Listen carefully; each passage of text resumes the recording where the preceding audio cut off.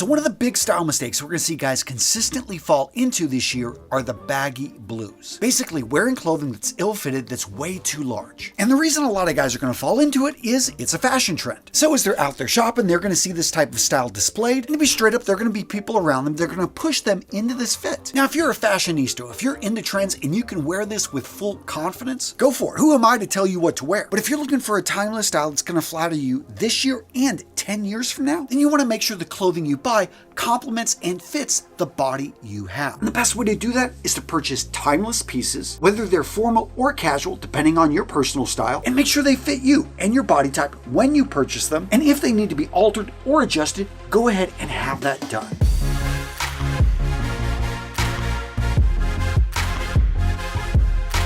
The next style mistake I've been seeing out there is logo overload. And just for the amount of times I've seen this in the last month, I could probably create a show, flashy branding gone wild. Now, but seriously, the size and the placement of logos on clothing seems to be going a little bit crazy, especially in the casual and streetwear scene. Now, I get it. Some people, not you, like to show off what they're wearing. And in my advice, if you are going to sport clothing with a logo, try to select a brand that keeps the logo muted or relatively small, placing it in a tasteful area. But yeah, unless you're getting paid by the brand, keep the logo at a minimum. Next up, let's talk about shoe shame. We're talking about worn out footwear that definitely shows signs of neglect. The biggest offender here are dirty shoes that aren't being kept clean or maintained and protected from the elements. Your white sneakers that are now gray and have stains on them? Guys, come on, there are options. First up, just simply clean them up, wash them. See what stains and dirt you're able to get out. If need be, an easy hack here is to replace the laces. Dirty laces do nothing for a good looking pair of shoes. If you've got scuff leather or discoloring, there are special tools and polishes to whiten the shoes back up. And of course, all this applies to leather boots and shoes as well. I know when it comes to wearing leather dress shoes in the winter, I'm really careful of salt stains. After every wear, I go over my shoes with a wipe to remove salt, and after a few wears, go over and recondition the leather. This helps to soften, moisturize, and protect the leather. The same thing with boots. Even though they often use a heavier, more durable leather, you still got to keep them clean by removing the dirt, removing the salt, moisturize the leather after a half dozen wears, and apply a polish, which more importantly than the shine,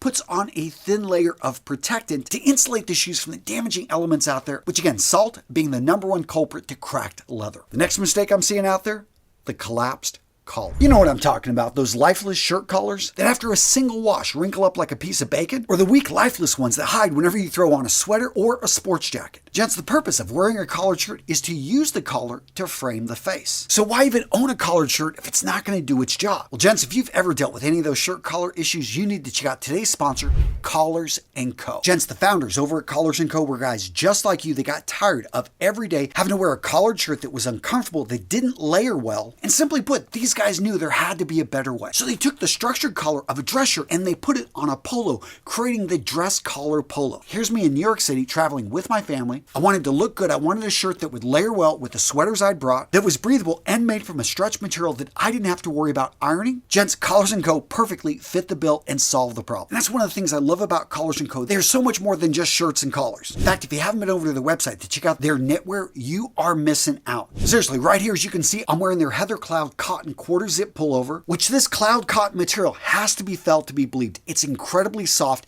very warm. That being said, if you're looking for something a little bit heavier still in the casual side, check out their Kennebunkport cotton sweaters. You can see I'm wearing it right here in green. And if you really want to step it up, throw on a blazer. Check out their Maverick Performance Blazer. I've worn this in a number of videos, including when I was out traveling, went and visited my buddy Raphael Schneider over in Minneapolis. Yes, the guy over at the Gentleman's Gazette. And I took this blazer with me, threw it right over a polo, and I love how it fits. It's wrinkle free. It has a really nice drape to it. All that being said, gents, if you're just getting started, grab one of their dress collar polos. Maybe have a little bit of fun with your collar choice. They actually come with a wide range of selections here, whether you want semi-spread, English spread, button down, or cutaway. But going with that dress collar polo, for me, it was navy. This is the first thing that as soon as I started wearing it, I wore it again and again. Now, gents, to get started, use the link in the description of today's video. You guys know I take care of you. I make sure Collars & Co gives you the best deal. Go over to Collars & Co. Awesome company. I've been talking about them now for years. I love how they started on Shark Tank. Mark Cuban put $1 million investment into this company. Again, gents, use that link to get the best deal on the web. Go check them out. Collars & Co. Great company. All right, gents, so the next mistake you want to avoid, the accessory avalanche. Now, for a guy just getting started, this usually isn't an issue. A lot of men aren't really wearing any accessories. Maybe a wedding ring, maybe an Apple Watch, but a funny thing happens as you start to get into style. You're like, you know what? I like having a nice watch.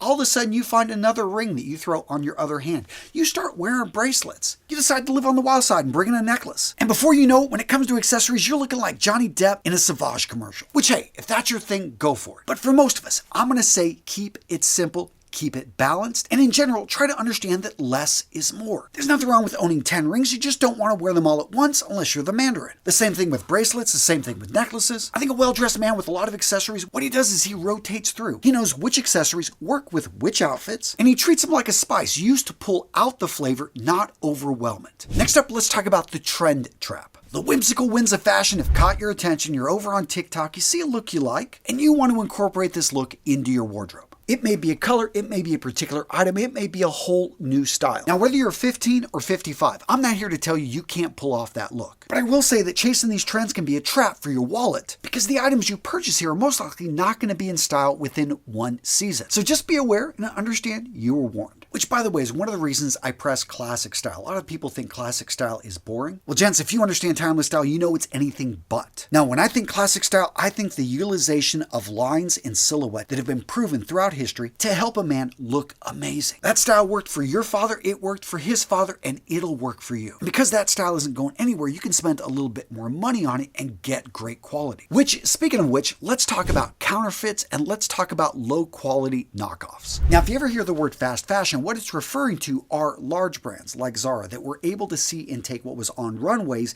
and in a matter of weeks get it into stores. Now, previously, this process, if it had happened fast, would take 6 months to a year. So the speed now in which companies are getting fashion trends out is really remarkable. But there is a dark side, the obvious one being a lack of quality, and in some cases, some questionable manufacturing techniques. But in any case, one of the big reasons you should be wary of fast fashion is just simply the quality of the product is usually poor. From the material used in the garment to the stitching and the way it's put together, these garments aren't made to last. Especially with counterfeits. We've seen this, of course, in Rolex, but you see this in fragrances, you see this in streetwear. Any place there's a buck to be made, you can bet that somebody is going to put out a counterfeit in order to get some of that action. Now, counterfeits can be notoriously hard to spot. Hence why if you're really brand conscious, it's sometimes best just to buy directly from the brand. However, I find in a lot of cases, if you just simply look at the inside of the clothing, if you learn a little bit about the product, if you do just a bit of research on what to look for in counterfeits, you should be able to spot them in most cases, especially when a deal seems way too good to be true. Next up, we got the faded fiasco. This happens to some of our favorite clothing. You know what I'm talking about, that pair of black jeans,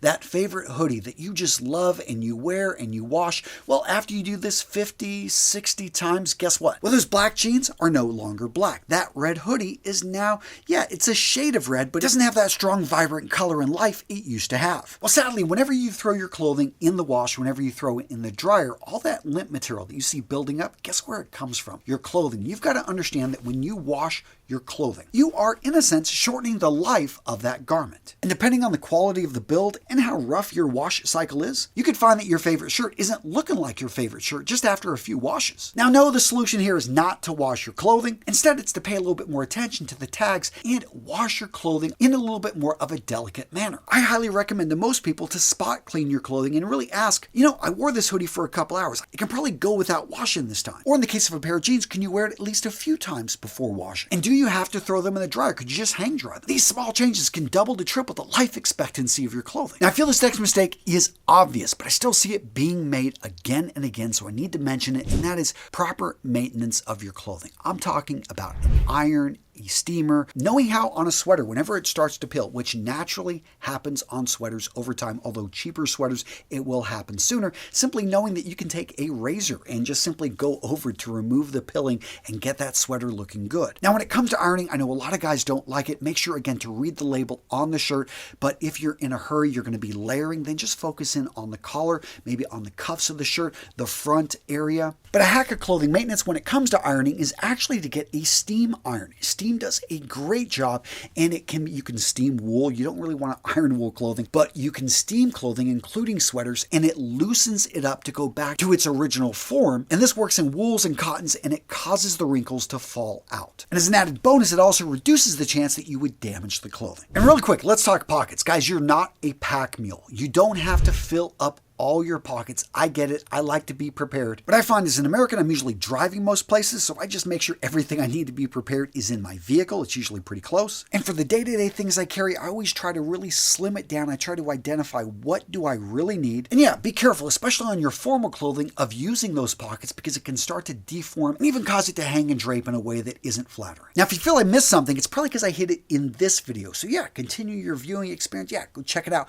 I got another video, guys, for you right here. And yeah, make sure that you dress well. I've got you covered. The mistakes you want to avoid, oh yeah, boom, right here. Keep watching. Solid video. Oh yeah.